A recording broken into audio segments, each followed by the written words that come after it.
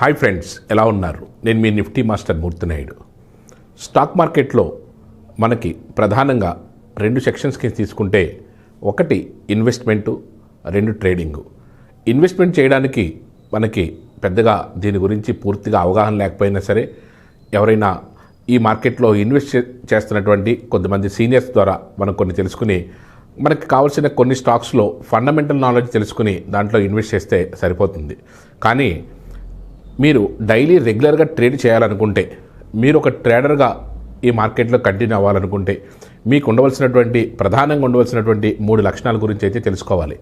ఆ 3 లక్షణాలు ఏంటంటే, ఒక ట్రేడర్కి ఉండవలసినటువంటి క్వాలిటీస్, దాన్ని ఆ క్వాలిటీస్గా మనం చెప్పుకోవచ్చు. ఆ 3 క్వాలిటీస్ ఏంటంటే, ఫస్ట్ నాలెడ్జ్. ఈ మార్కెట్లో మనకి నాలెడ్జ్ అంటే ట్రేడింగ్ చేయడానికి సంబంధించినటువంటి నాలెడ్జ్ లేకపోతే, ఎక్కువగా మన మార్కెట్లో ఏదైతే ఎక్కువగా నష్టపోయారని మార్కెట్లో ఏదైతే తింటూ ఉంటారో, మీరు కూడా అదే జాబితాలోకి చేరవలసి వస్తూ ఉంటుంది. కాబట్టి ఫస్ట్ ఏంటంటే, knowledge is the most important.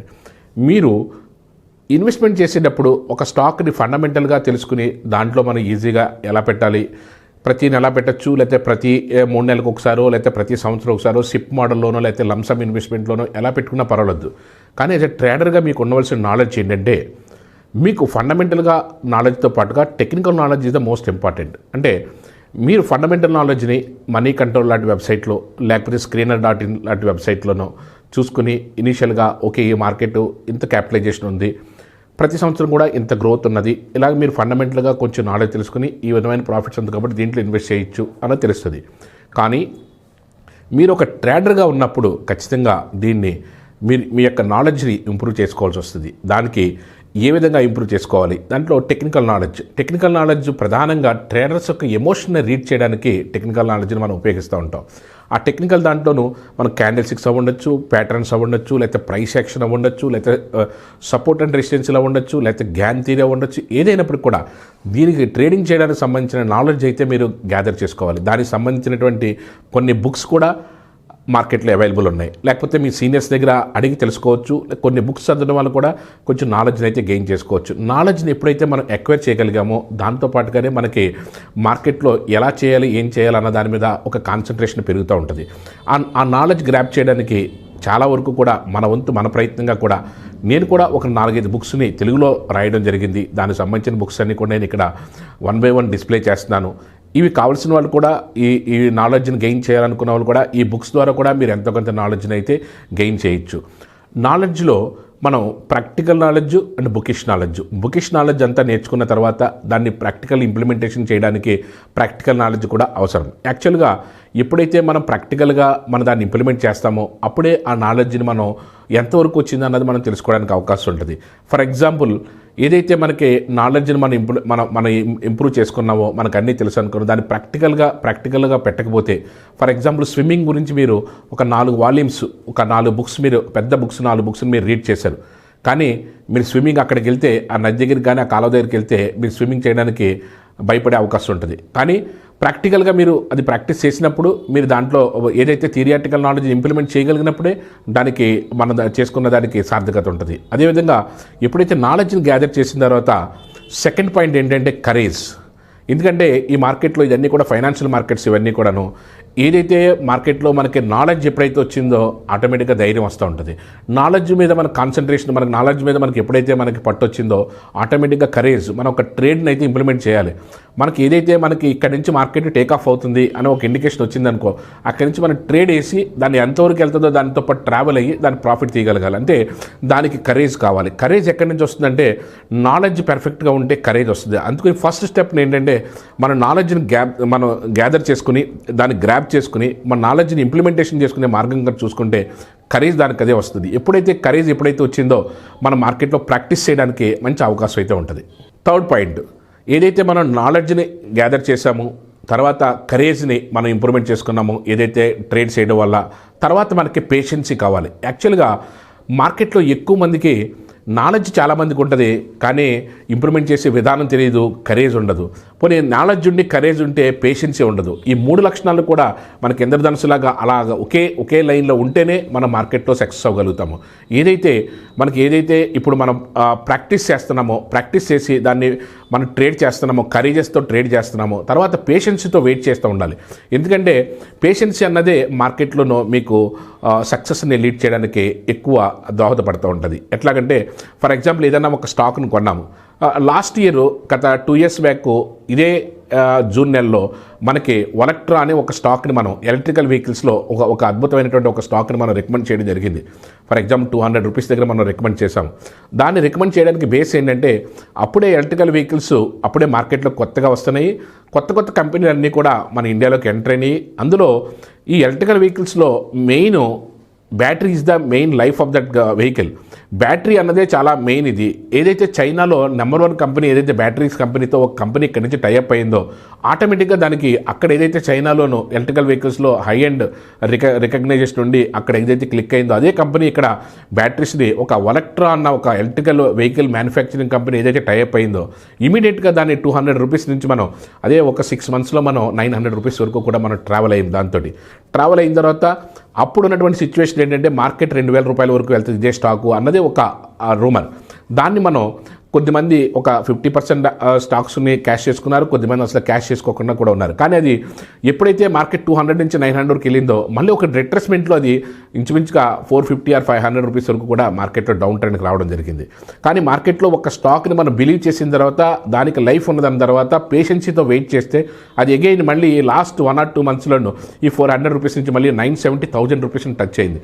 ఎప్పుడైతే మనం ఒక స్టాక్ని మనం బిలీవ్ చేశామో ఆ సెక్టార్లో ఇది నెంబర్ 1 స్టాకు, ఇది బాగా మనకి డెవలప్ అయ్యే అవకాశం ఉందని మనం ఎప్పుడైతే బిలీవ్ చేస్తామో దాని పేషెన్సీతో వెయిట్ చేస్తే ఖచ్చితంగా మార్కెట్ నుంచి మంచి డబ్బులు తీసుకోవడానికి అవకాశం ఉంటుంది.